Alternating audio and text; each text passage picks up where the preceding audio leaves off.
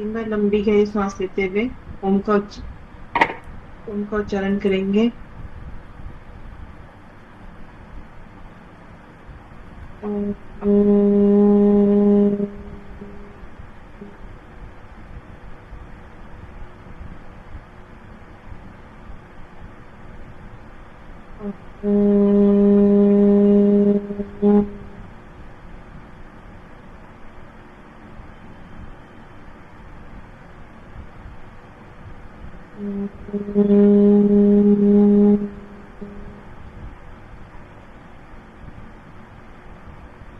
गायत्री मंत्र। ओम भूर्भुवस्वः तस्य वितुर्वरेण्यं भर्गो देवस्य धीमहि धियो यो नः प्रचोदयात्।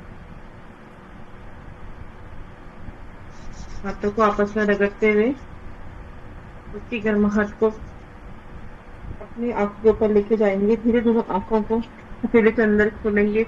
उसी गर्माहट को अपने शरीर पर महसूस करेंगे।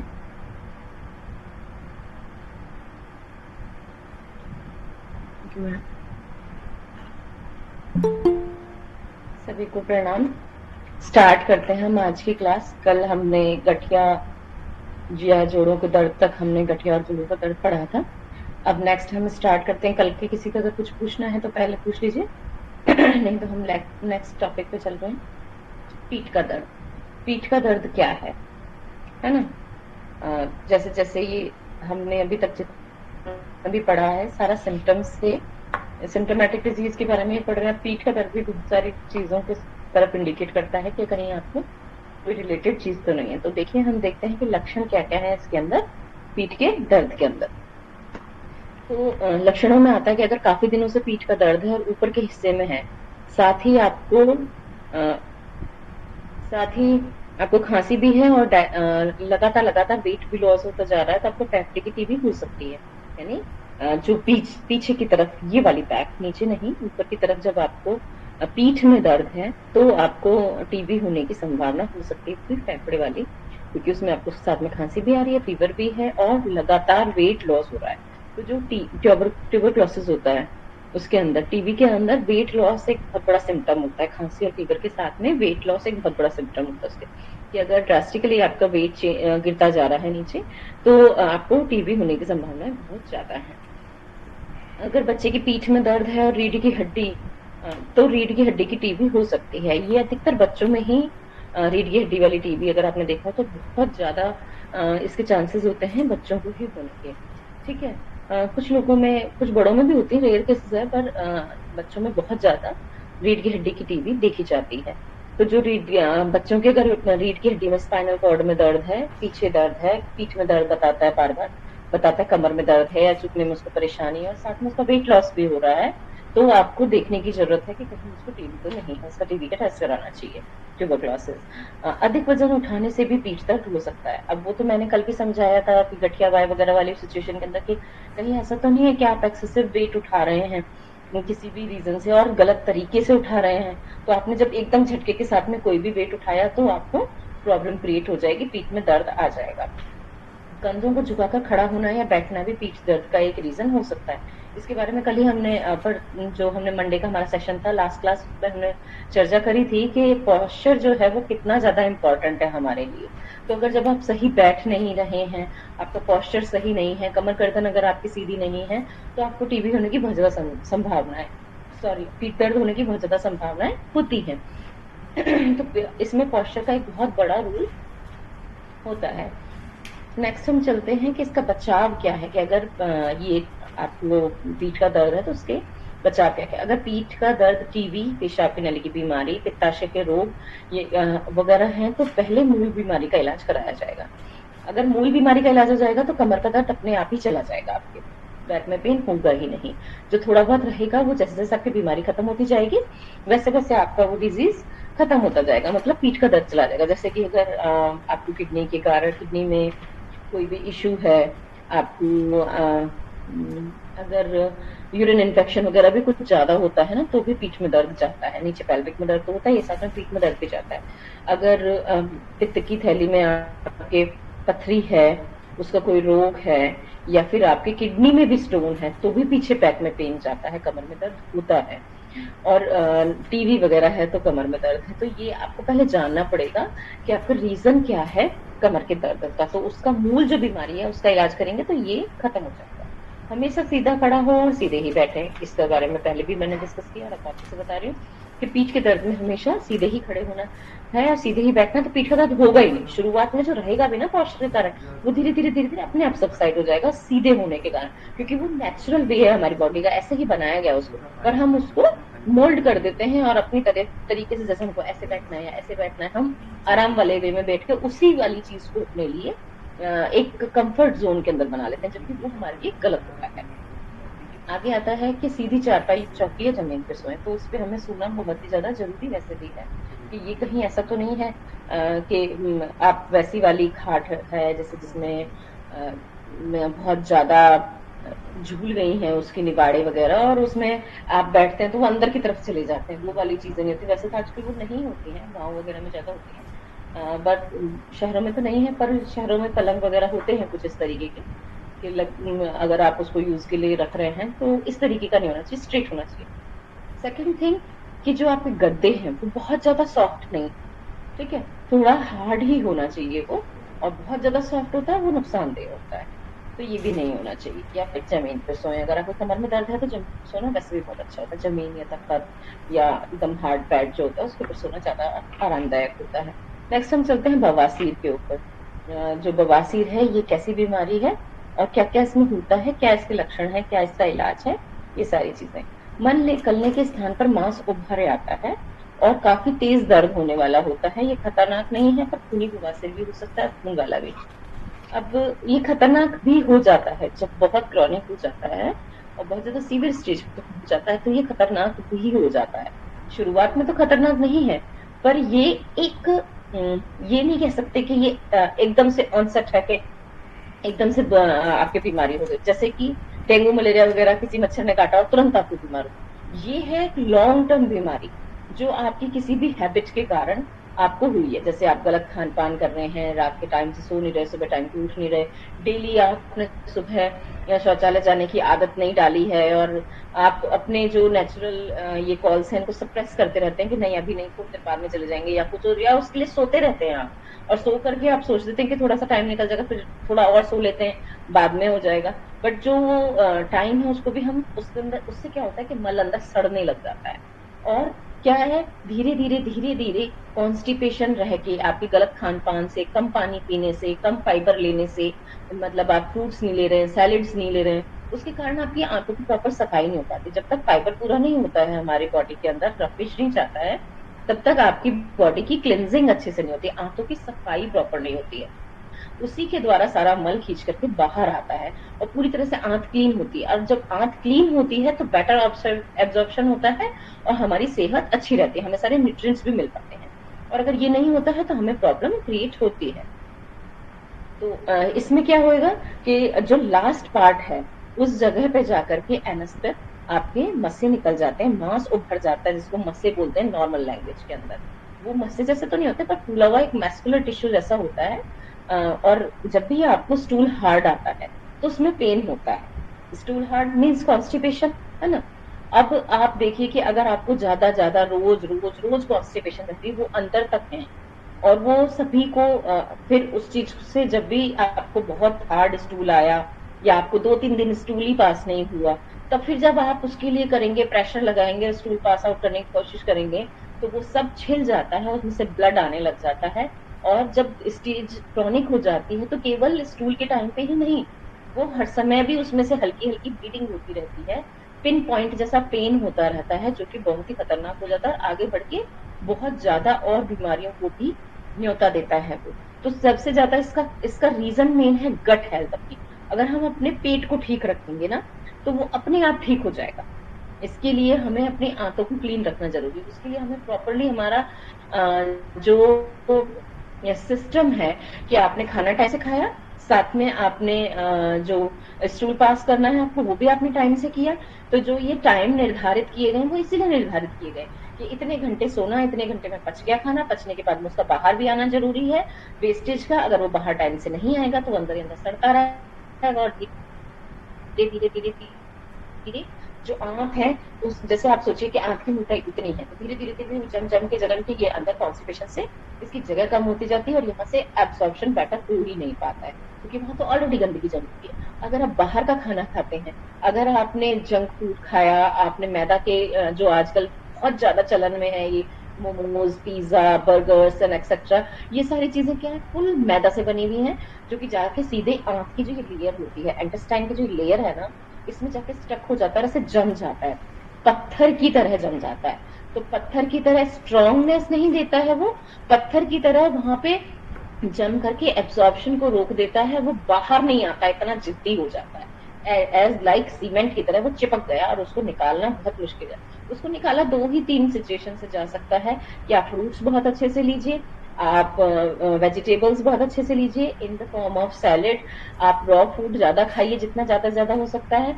अगर आपको कॉन्स्टिपेशन रहती है तो आप कैस्टर ऑयल यूज कीजिए, जिससे कि आपकी जो मूवमेंट है वो प्रॉपर हो सके, पेट साफ हो सके।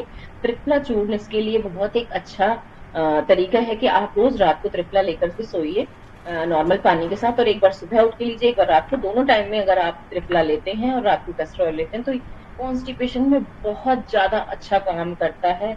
इसमें छाछ देने से बहुत आराम मिलता है, गरम मसाला, मिर्ची, तेल, चिकनाई का खाना, तला भुना खाना और जो भी गरिष्ठ भोजन है, इन सब चीजों को अवॉइड करना चाहिए इसके अंदर।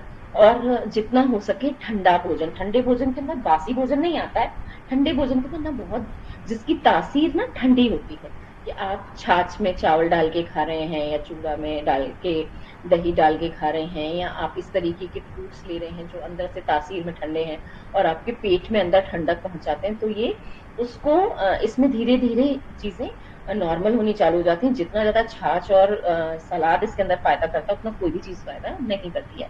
जितना भी आप नॉन वेज को अवॉइड करेंगे वो भी बहुत ज्यादा अच्छा रहेगा, क्योंकि जैसे ही नॉन वेज आप लेंगे तो ब्लीडिंग उसमें स्टार्ट हो जाती है पाइल्स के अंदर, तो उसे ब्लीडिंग पाइल्स पे खोल देते हैं, तो वो भी चीजें बहुत नुकसानदायक होती हैं।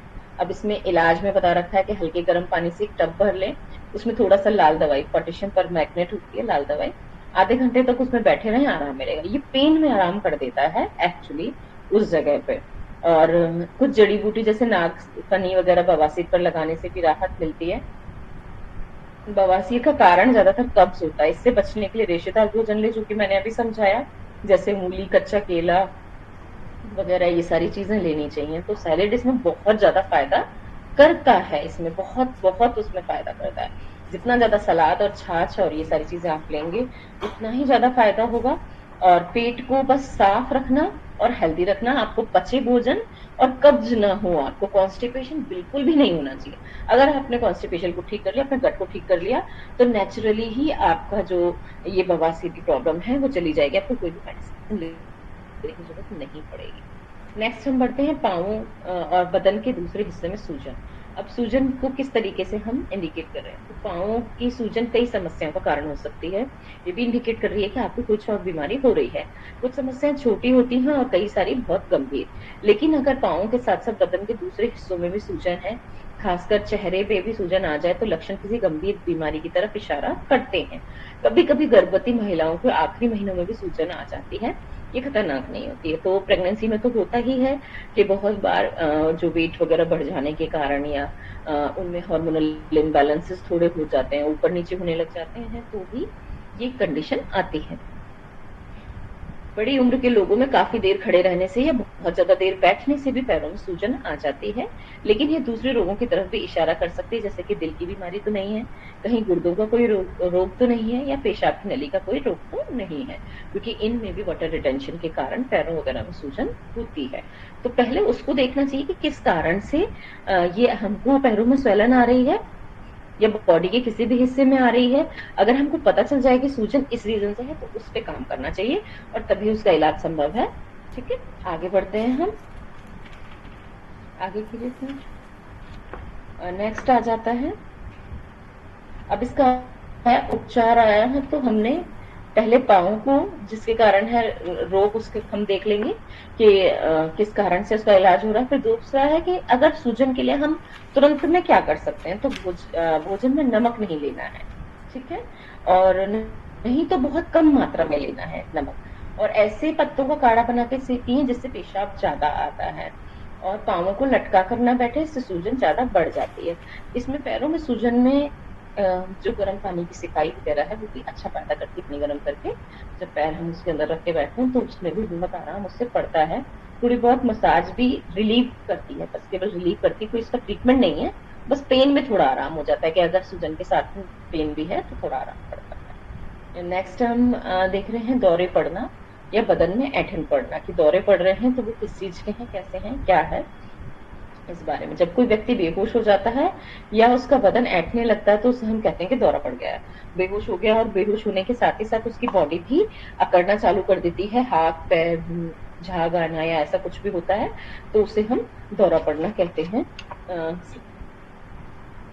दौरे दिमाग की समस्या से पड़ते हैं, बच्चों में तेज बुखार या बदन की कमी के कारण भी दौरे पड़ते हैं। तो ये तो हमने 10 में पढ़ा था कि डिहाइड्रेशन के कारण दौरे पड़ जाते हैं जब बॉडी में पानी की कमी हो जाती है तब। और तेज बुखार में भी छोटे बच्चों को दौरे पड़ने लग जाते हैं। आपने देखा होगा बच्चे बड़बड़ाना चालू कर देते हैं, कुछ भी बोलने लग जाते हैं क्योंकि बुखार बहुत तेज हो जाता है।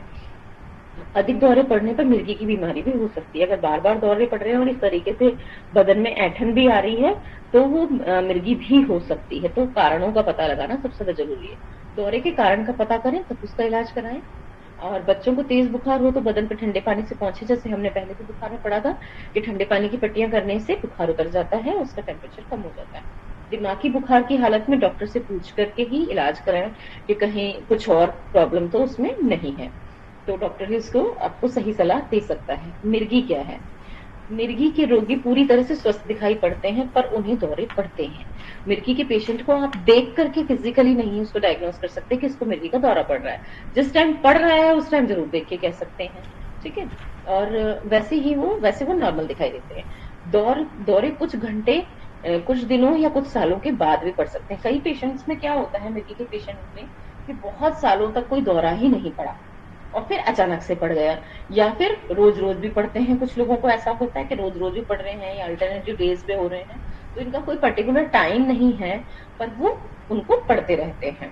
कुछ लोगों को दौरे पड़ने के समय बेहोश हो जाते हैं। कुछ लोग तो ऐसे होते हैं कि जैसे दौरा चालू हुआ थोड़ी सी देर शिवरिंग या कुछ भी उनकी बॉडी में हुई और तुरंत उनको दौरे पड़ जाते हैं।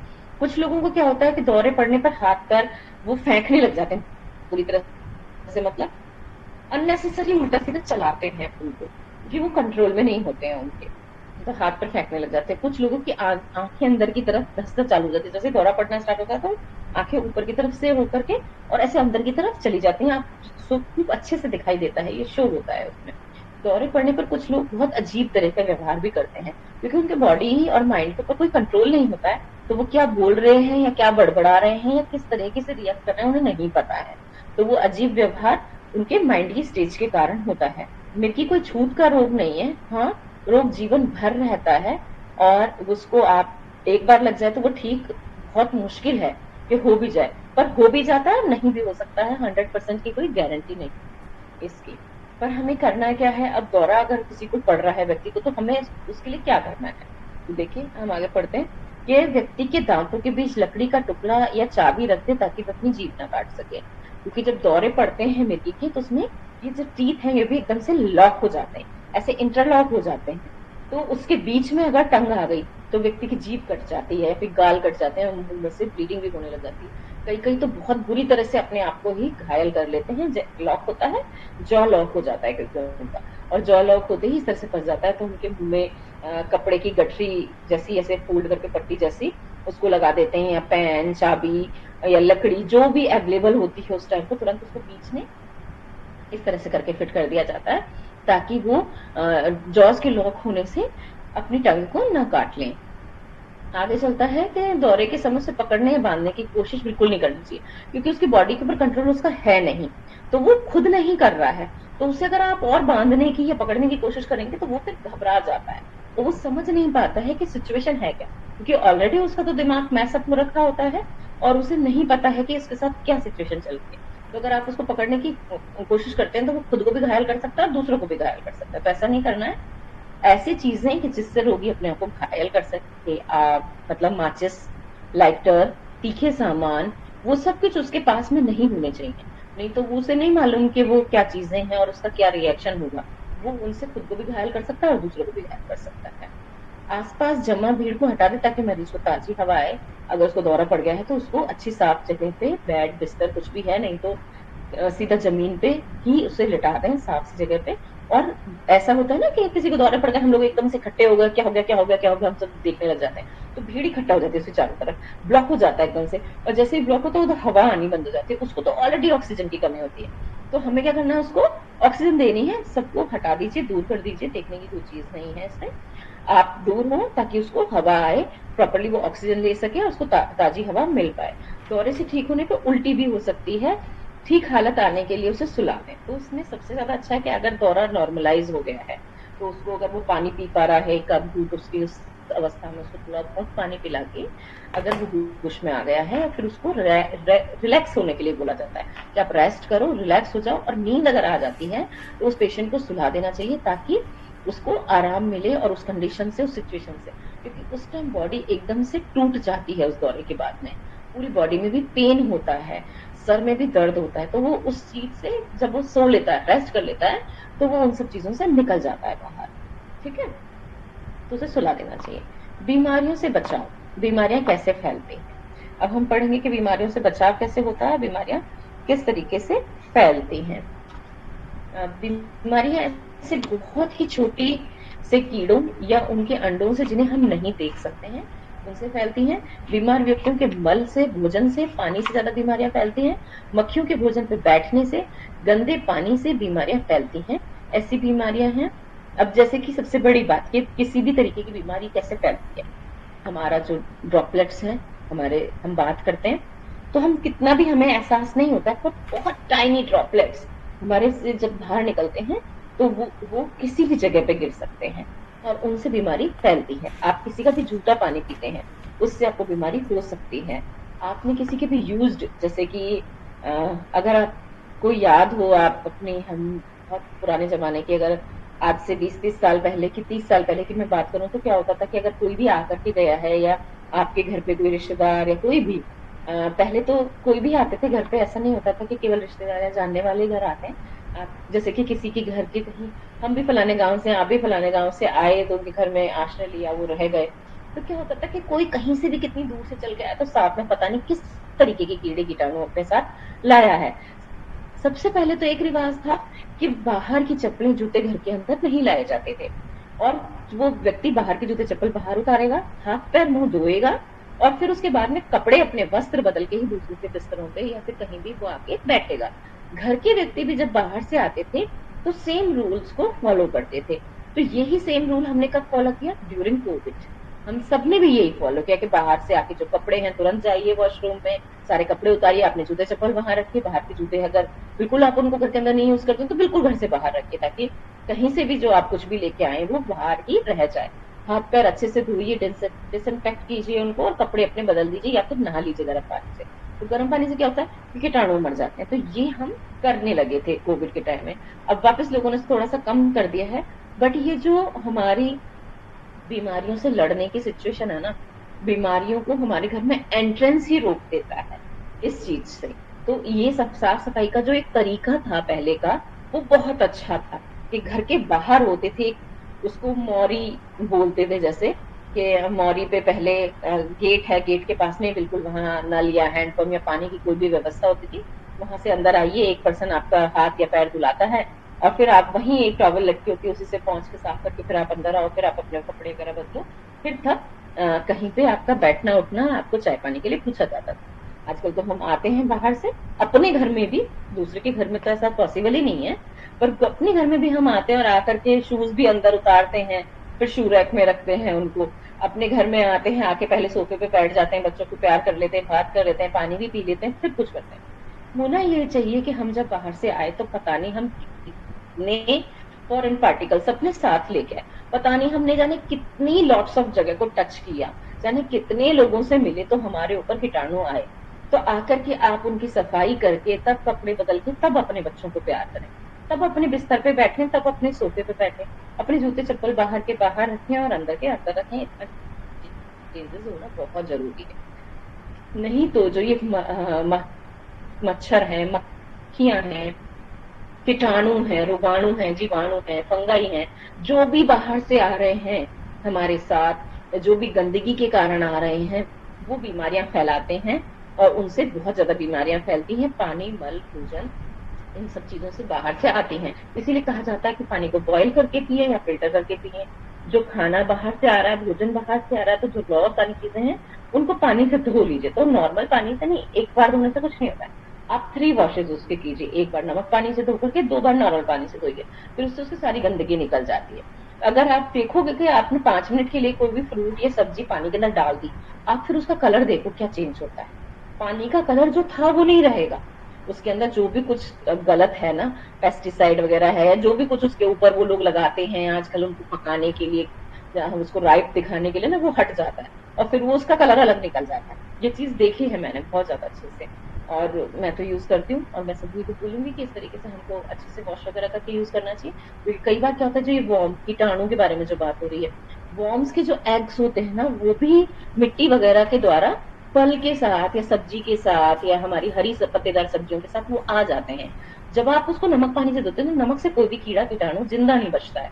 आपने नमक पानी से धोया, उसे 2 मिनट के लिए उसके अंदर डुबो करके फिर आपने साफ पानी से वॉश कर दिया, तो वो सब मर जाते हैं और वो जो एग्स वगैरह है वो भी छूट जाते हैं, गंदगी हट जाती है और आप साफ चीजों को यूज करते हैं। तो आजकल देखा होगा वर्म्स बच्चों में जाते ही नहीं है। तो ये है बाहर की चीजें जो हमने ली और खा ली, और वो फिर हमारे पेट में अंदर बहुत परेशानियां पैदा करती है। अब इनमें से होने वाली बीमारियां कौन कौन सी? आंतों में कीड़ों का होना, दस्त पेचिस होना, हैजा होना, मियादी बुखार होना, पीलिया, लीवर की और बीमारियां, लीवर की बीमारियां, बीमार व्यक्तियों को छूने से, उनके कपड़े पहनने से, उनके बिस्तर पर सोने पे से, उनकी चादर ओढ़ने से भी बीमारियां हो सकती हैं। अभी मैंने बताया ना कि पहले के जब लोग आते थे, कोई भी किसी के घर आया, आके गया, तो हम ये जरूर करते थे कि कोई भी बाहर का व्यक्ति आके सोया, पता नहीं उसको क्या बीमारी है या नहीं है, क्या पता उसके अंदर कोई ऐसी बीमारी का कीटाणु हो,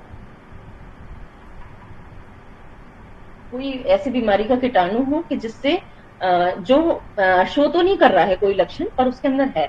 तो वो अगर बिस्तर पे सो रहा है या बैठा है, तो वो उसके साथ में उसके कुछ अंश छोड़ गया है, तो वो आपको फिर हो सकती है। तो उनको वॉश करा जाता था हमेशा ही।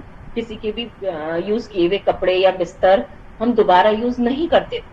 तो ये होना चाहिए, ये आज भी होना चाहिए। कितना भी साफ दिखता है, पर साफ है आपको एक्चुअली नहीं पता है।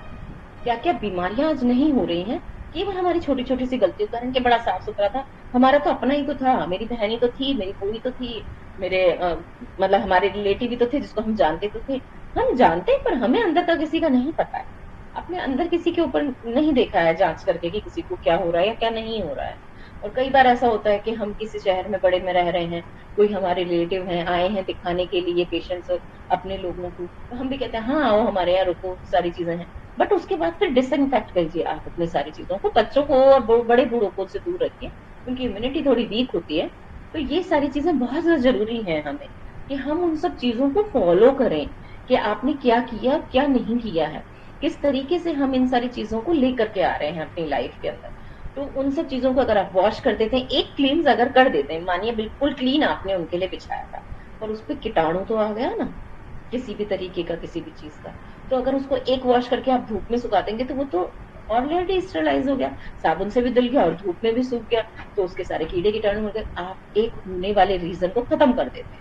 तो सफाई का बहुत ज्यादा ध्यान रखना चाहिए। तो इसमें यही है कि बिस्तर पर सोने से, ओढ़ने की चादर है, तो इनसे बीमारियां हो सकती हैं। तो इससे हमें हमेशा बचना चाहिए। अगर आपको सच में सर्वाइव करना है और बिना बीमारियों को रहना है, तो इन सब चीजों को फॉलो करना चाहिए। प्रयोग, नवाचार, खतरा झेलने की क्षमता है, चमड़ी के रोग हैं, दाद है, दिनाय, खुजली, जुआ, ढील, सुजाग, ये सारी चीजें किससे होती हैं? एक दूसरे से तो होती हैं। कोई आके अगर आपके बिस्तर पे बैठ गया, सो गया, या आपके साथ बैठा है, उसके अगर जुए हैं, उसके अगर खुजली है, उसके अगर दाद है, उसके अगर सोरेसिस है, तो ये एक से दूसरे को पास ऑन होते हैं। इतना सा भी होगा तो वो आपको पास ऑन हो जाएगा। आपको पता पड़ेगा फिर बाद में, अगर आपने तौलिया शेयर कर लिया, आपने बिस्तर शेयर कर लिया, आप साथ में बैठे हैं, तो आपको वो हो ही जाएंगे उससे। खांसी या छींक के भी सामने बैठे लोगों से बीमारी फैल सकती है। इसमें बताया ना कि इवन एक छोटी ड्रॉपलेट भी बीमारी का कारण बन सकती है। तपेदिक, जैसे कि पहले कौन कौन सी सकती है, जैसे तपेदिक, टीबी, खसरा, छोटी माता, सर्दी जुकाम, निमोनिया, डिप्थीरिया आदि, ये सारी ऐसी बीमारियां हैं जो कि एक सिंगल ड्रॉपलेट से फैल सकती हैं, एक से दूसरे में पहुंच जाती हैं। कुछ बीमारियां कीड़े मकोड़ों और जानवरों के द्वारा भी फैलती, जैसे कि मलेरिया, हाथी पांव, पेट के कीड़े और रेबीज। तो ये जानवरों के द्वारा भी एक एक पर्सन से दूसरे पर्सन में फैलती जाती है। जैसे हम जानते हैं मलेरिया के बारे में, तो कैसे मच्छर ट्रांसपोर्ट कर देता है उसे एक से दूसरे के अंदर, ये वाली चीजें हैं। ऐसी बीमारियों को रोका कैसे जाए, कि अब हम इनको रोकने के लिए क्या करें। हमें पता तो चल गया कि इस तरीके से होती है, तो हम रोकने के लिए क्या करें। शौचालय का इस्तेमाल करें, आजकल तो खैर सभी जगह यूज होता है, पर कहीं कहीं अभी भी ऐसा है बहुत सारी जगहों पे, जो लोग बाहर रह रहे हैं, झुग्गियों में रह रहे हैं, वो नहीं यूज करते हैं शौचालय का। बाहर गंदगी होती है और उससे वो कीटाणु हमारे घर तक पहुंच जाते हैं। खेत में शौच के बाद में मल को मिट्टी से ढक दिया जाए। अगर बाहर आप कहीं कभी यूज कर रहे हैं तो मिट्टी से ढक देना चाहिए। मच्छर मक्खी से दूर रहना चाहिए। सुअर को घर में ना आने देना। अब वैसे तो नहीं आते हैं, पहले तो ऐसा होता भी था कि कई बार गलियों में, गाँव में आप देखेंगे, या फिर छोटे शहरों में मैंने बहुत बार देखा है कि ऐसे सुअर वगैरह चल रहे होते हैं। आप ट्रैवल कर रहे हो तो तब कभी देखिएगा कि गाँव वगैरह की तरफ से निकल के जाते हैं, तो वहां हमें दिखाई देते हैं ऐसी चीजें अभी भी। तो वो जहां से निकलते हैं तो गंदगी, गंदे जीव ही माने जाते हैं वो, क्योंकि बहुत गंदगी फैलाते हैं। विष्ठा भोगी जीव होता है, ओमनिवरस, सब कुछ खाता है वो। तो सुअर को घर में नहीं आने देना। बच्चों को सुअरों से दूर रखना। बच्चे किसी भी चीज से पास में से निकल जाते हैं, खेलते हैं, ये सारी चीजें वैसे तो अब नहीं है ये सारी चीजें, पर फिर भी इनके लिए अवेयर रहना चाहिए। तो केवल सुअर ही नहीं है, ऐसे बाहर फालतू बाहर जो जानवर घूम रहे होते हैं, कुत्ते बिल्ली वगैरह हैं, बच्चे उनसे भी तो इन्फेक्टेड हो जाते हैं, वो भी खतरनाक है। जैसे यहाँ पे सुअर को बार बार दिखा रहे हैं, हम बता रहे हैं उसके बारे में, सेम ऐसे ही बिल्ली कुत्ते, उनके बच्चे, कि आपके बच्चे बाहर रह रहे हैं तो छोटे से पपीज हैं, किसी के बच्चे हो गए कुत्ते वगैरह के, तो बच्चे क्या करते हैं, हमारे बहुत सुंदर सुंदर प्यारे प्यारे बच्चे बच्चे खेलते हैं, उनको हाथ लगाते हैं, पर उनको थोड़ी ना मालूम है कि उसमें कितने कीटाणु हैं। कुत्ते बिल्ली अपने जानवर अपने बच्चे को चाट चाट कर साफ करता है, तो उसकी लार उस पर लगती है। तो जब लार लग गई है और आपका बच्चा उसे ऐसे टच कर रहा है, तो उसने तो ले लिया, और अगर उसने आंख नाक हाथ कहीं पे लगा लिया तो एक बीमारी तो वो ले आया ना अपने साथ में। और अगर बच्चे की इम्यूनिटी कमजोर है, या कहीं कट वगैरह लगा है, या कहीं टंग वगैरह के थ्रू, या आपके लिप्स वगैरह के, या आंख में कहीं लग करके अगर वो अंदर चला जाता है उसका कीड़ा, अगर रेबीज का कीटाणु अंदर चला जाता है, तो उसको होने की संभावना है ना, अगर उसकी इम्यूनिटी वीक है। तो ये भी हमें ध्यान रखने की बहुत जरूरत है कि बच्चे अगर इस तरीके से खेल रहे हैं इस चीज से, तो पहले तो उन्हें अवॉइड ही किया जाए। पर अगर अवॉइड नहीं करते हैं तो आप जैसे ही देख लें कि बच्चे हाथ लगा रहे हैं, तो उन्हें अच्छे से हैंड वॉश वगैरह करवाएं, साफ से धुलवाएं, फिर ही उनको किसी चीज को छूने दें। उनके कपड़े भी हमेशा चेंज करवाएं। खाने बनाने वाले और परोसने वाले को हाथ अच्छी तरह से धोना चाहिए।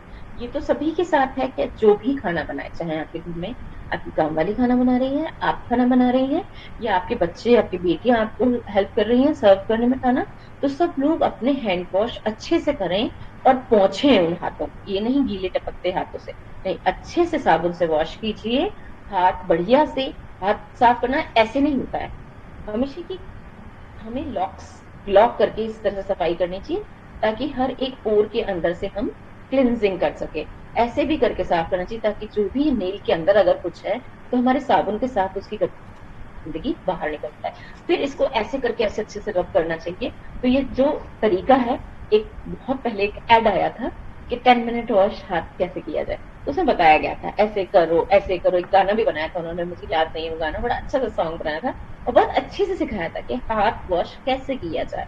तो हाथ वॉश करना ही ज्यादा जरूरी है। अभी कुछ लोगों ने ऐसा भी स्टार्ट कर दिया कि हर जगह सैनिटाइजर्स रख दिए और वो बस सैनिटाइज किया, ऐसे लगाया और धो दिया। नहीं, सैनिटाइजर से क्लीन नहीं होता इतना अच्छा, जो कि आपका हाथ धोना ही बेटर ऑप्शन है साबुन से। सेकंड थिंग, उसमें अल्कोहल होता है, वो वैसे भी आपकी स्किन को नुकसान करता है, और बार बार जब हम उसको यूज करते हैं तो वो स्किन कैंसर का कारण बन सकता है। तो ये भी हमें अवॉइड करना चाहिए, ये जो सैनिटाइजर्स हैं, ठीक है। और एक और बहुत बड़ी बात कि सैनिटाइजर क्योंकि अल्कोहलिक होता है, तो अगर आपने सैनिटाइज किया और तुरंत जाके गैस ऑन कर दी, तो आपके हाथों में आग लग सकती, जल सकते हैं आप। और कई लोग क्या होते हैं ना कि सैनिटाइजर थोड़ा नहीं, ज्यादा लो, ज्यादा अच्छा साफ हो जाएगा, बड़ा ऐसे करके हाथ अच्छे से क्लीन कर, वो और एक बड़ी सिचुएशन हो जाती है कि यहाँ तक आपने अपने आप को उससे कवर कर लिया, और अगर आपने तुरंत गैस जला दी तो वो तुरंत आग पकड़ता है, क्योंकि अल्कोहल है, उड़ जाता है थोड़ी देर में, पर अगर तुरंत अगर आपने कर दिया तो बर्न के केसेस हो सकते हैं। तो इन सब चीजों को अवॉइड करके हैंड वॉश कीजिए अच्छे से। ओके, आगे चलते हैं। मच्छर मक्खी से दूर रहना है, ये तो बता ही दिया मैंने। हाथ बनाने खाने और बनाने वाले और परोसने वाले को अच्छी तरह से धोना है, साफ सफाई का ध्यान रखना है। खुद की सफाई फर्स्ट प्रायोरिटी होती है, खुद की सफाई। सेकंड होती है बाकी आसपास के एनवायरनमेंट और सारी चीजों की सफाई। तो खुद की सफाई के अंदर क्या है, जल्दी उठना, शौचालय या दूर खेत में मल करना, मल के बाद साबुन से या राख से हाथ धोना। राख को भी हम बहुत शुद्ध मानते हैं, क्योंकि वो जलने के बाद में वो एकदम शुद्ध वाला पार्ट बचता है उसका, उसमें कोई कीड़े कीटाणु नहीं होते, तो बहुत शुद्ध माना जाता है। पहले के टाइम में तो जो बर्तन राख से ही साफ करे जाते थे कि उससे ज्यादा शुद्ध कोई चीज नहीं। तो आप खुद भी नोटिस करो कि जो हम सोप, लिक्विड सोप या वैसा वाला सोप यूज कर रहे हैं, तो वो कितनी बार गंदे से लग लग के आता जाता है, और जो उसके स्पंजेस होते हैं वो कट करके देखेंगे तो वो कुछ दिनों में खराब हो जाते हैं, अंदर गंदगी उसमें दिखाई देती है। तो इस तरीके की चीजें यूज करी जाए तो अच्छी होती है। आगे हम बढ़ते हैं। मल के बाद साबुन या राख से हाथ धोना, दांतों की सफाई करना, नहाना। गर्मियों में कई बार नहाना, कई बार नहाना मतलब 2 बार भी नहा सकते हैं आप आराम से। जैसे सुबह तो स्नान सबसे आवश्यक है ही, पर जैसे आप कहीं खेल के आए, आप कोई काम करके आए, आप बाहर से आए और पसीने आ रहे हैं, गर्मी में आप लथपथ हैं, तो वो जो पसीने के कारण कोई भी रैशेज हो सकते हैं, खुजली हो सकती है और इचिंग हो सकती है, दांत वगैरह हो सकते हैं, उससे बचाव के लिए हम दोबारा स्नान कर सकते हैं, उससे वो हमारी साफ सफाई के अंतर्गत आता है। नंगे पाँव नहीं चलना, आप बहुत सारी चीजों को न्योता देते नहीं, तो खाने के बाद अच्छी तरह से दांतों की सफाई करना, घर की साफ सफाई करना, ये हमारी खुद की साफ सफाई के अंदर आते हैं। आगे कर दीजिए सर प्लीज। सुअर वगैरह को घर में नहीं आने देना, बाहर के जो जानवर हैं बच्चों को उनसे दूर रखना। घर में या आसपास बच्चे बड़े या पशु मल दिखे तो उसके ऊपर राख या मिट्टी डाल देना। ऐसे होता है ना कि बाहर आजकल आप देखेंगे कि बाहर डॉगीज वगैरह की पॉटी आसपास पड़ी होती है, और कहीं गाय का गोबर वगैरह वो भी सड़ रहा होता है। तो ये सब चीजें अगर कहीं दिखती हैं तो उस पर किसी से भी डलवा दी जाए, सूखी मिट्टी, राख वगैरह ऐसी कोई चीज, ताकि वो गंदगी उड़े नहीं। उसमें मक्खी आके बैठेंगी, और मक्खी कहीं भी आती, कीटाणु कहीं के भी कहीं घुसते, तो उससे बचाव के लिए है ये। ठीक है। और यदि घर में आसपास बच्चों, हाँ ठीक है, कपड़े और बिस्तर पर बराबर धूप दिखाई जाए, और जमीन पर न थूके, थूक से बीमारी फैलती है। अब इस बारे में तो मैं पहले डिस्कस कर लिया था कि जमीन पे नहीं थूकना चाहिए हमको, कहीं भी नहीं थूकना चाहिए जमीन पे। क्या, जो एक प्रॉपर जगह है कि आप जाइए बाथरूम वगैरह में, ऑलरेडी वॉश बेसिन्स होते हैं, उसमें आप थूके पानी डालिए, और क्योंकि उसको नहीं अगर वो करा जाएगा, फ्लश किया जाएगा, तो वो कीटाणु फैलाता है। ठीक है। और बाहर कहीं खुले में थूक रहे हैं तो अगर आपको कोई भी बीमारी है तो उसके कीटाणु फिर फैलते हैं आसपास, वहां पे से जो भी आएगा जाएगा, तो उसको होने के बहुत ज्यादा चांसेस होते हैं। घरों को रोज साफ करें, कच्चे घरों को गोबर और चिकनी मिट्टी से बराबर लीपते रहें ताकि मक्खियां नहीं आए। तो गोबर को तो हम डिसइंफेक्टेंट मानते हैं, तो उससे नहीं होती हैं चीजें। ये गाय का गोबर जो होता है शुद्ध घरों वाला, जो पशु और मवेशी हमारे घर में रहते हैं, घर का चारा वगैरह खाते हैं, बाहर की गंदी चीजें अगर कुछ भी नहीं खाते हैं, तो वो एकदम शुद्ध गोबर के पार्ट के अंदर आता है। चिकनी मिट्टी वगैरह भी बहुत अच्छी होती है, उससे मक्खियां नहीं आती हैं। तो जो कच्चे घर होते थे पहले, वो ठंडे भी होते थे और साफ सुथरे भी बहुत माने जाते थे। आज भी अगर हम कोई पूजा वगैरह करवाते हैं तो पहले बोलते हैं कि गोबर पीली मिट्टी से लीप करके ही उसको वहां पर जगह बनाई जाती है, वेदी बनाई जाती है, तब पूजा करी जाती है ना। इतना शुद्ध माना जाता है, तो वो शुद्ध और स्वच्छ दोनों ही है, इसलिए उसको ये उपाधि दी गई है। जो भी हमारे यहाँ पे चीजें होती थी बहुत ही साइंटिफिक होती थी। अब हम नेक्स्ट चलते हैं कि खाने पीने में सफाई कैसे होनी चाहिए। खाने पीने में सफाई के अंदर हमारा आ रहा है कि पानी को अगर 4-5 घंटे तक धूप में रख दिया जाए तो काफी हद तक कीटाणु मर जाते हैं। बाकी बॉईल करके पानी सबसे अच्छा रहता है। ठीक है। जो चापाकल गहराई से गाड़ा गया है उसका पानी भी पीने लायक होता है। जो समरसिबल होता है ना, गहरे में बोरिंग होती है, वो भी अच्छा होता है, पानी पीने लायक होता है, उससे भी पी सकते हैं। मक्खियों और दूसरे कीड़े मकोड़ों को भोजन पे नहीं बैठने दें, इससे बीमारी हो सकती है। तो मैंने शुरू से ही बता रही हूँ कि इस तरीके की चीजें क्या होती हैं, बीमारी फैलाती हैं।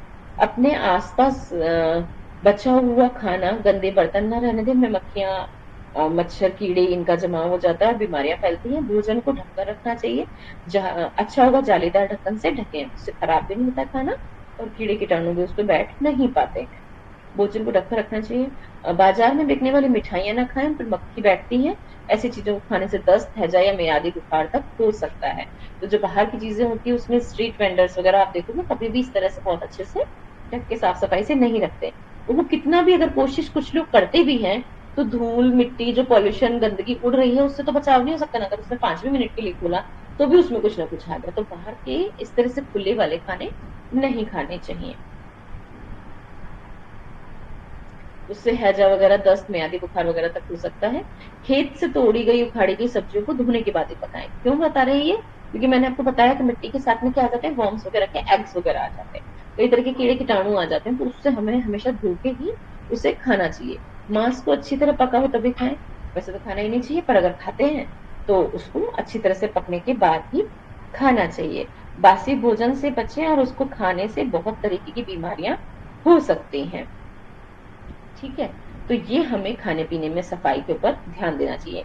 ये अब हमने सारी चीजों की साफ सफाई पढ़ ली। हमारी साफ सफाई क्या है, खाने पीने में साफ सफाई क्या है, हमारे आसपास की साफ सफाई क्या है, इसके सारे के बारे में हमने डिस्कस कर लिया।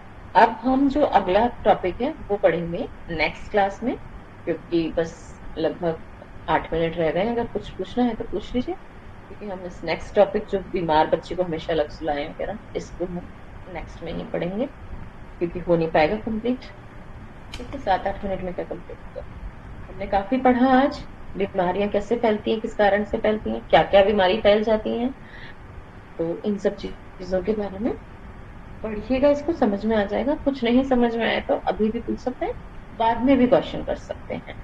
जरूरी नहीं है कि अभी ही पूछे, बाद में भी इसमें पूछ सकते हैं।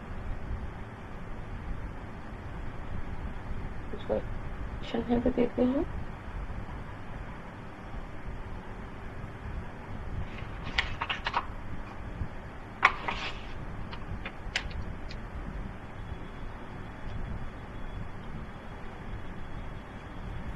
समझ में तो आ रहा है ना आप सब लोगों के?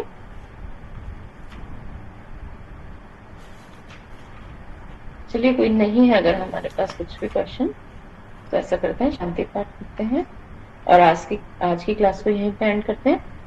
ठीक है, नेक्स्ट हम पढ़ेंगे बीमार बच्चे को हमेशा अलग सुलाएं। ठीक है, और अभी कल फ्राइडे को फिर मैं आपको एक असाइनमेंट भी दूंगी, आप सब लोग करके उसे ग्रुप में भेजना है। ठीक है, मैं क्वेश्चन दूंगी आपको 2, वो आपको कंप्लीट करना है और उसके बारे में उसे पूरा कंप्लीट करके फोटो खींच के और ग्रुप पे डालना है। ठीक है, हर वीक में हम फ्राइडे को आपको असाइनमेंट दिया करेंगे जो कंप्लीट करके भेजना है। मार्क्स लगते हैं इसके, इसलिए कंप्लीट सबको करना है। जो क्लास में है नहीं है, इसमें कोई नहीं आएगा तो वो उसी की गलती है, क्लास में अगर नहीं आ रहे हैं और वो असाइनमेंट नहीं भेज रहे हैं, क्योंकि उनके मार्क्स नहीं लगेंगे। जो करते जाएंगे उनके मार्क्स लगते जाएंगे, पर भेजना सबको है।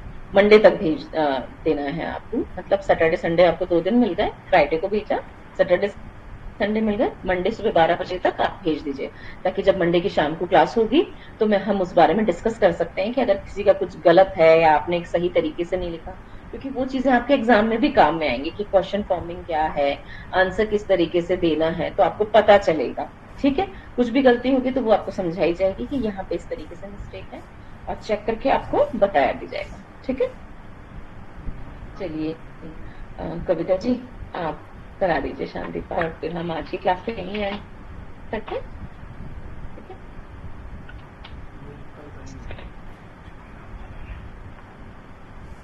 गर्दन सीधे, आंखें बंद। ओम सर्वे भवन्तु सुखिना, सर्वे सन्तु निरामया, सर्वे भद्राणि पश्यन्तु, मा कश्चित् दुःखभाग् भवेत्। ओम शांति शांति शांति।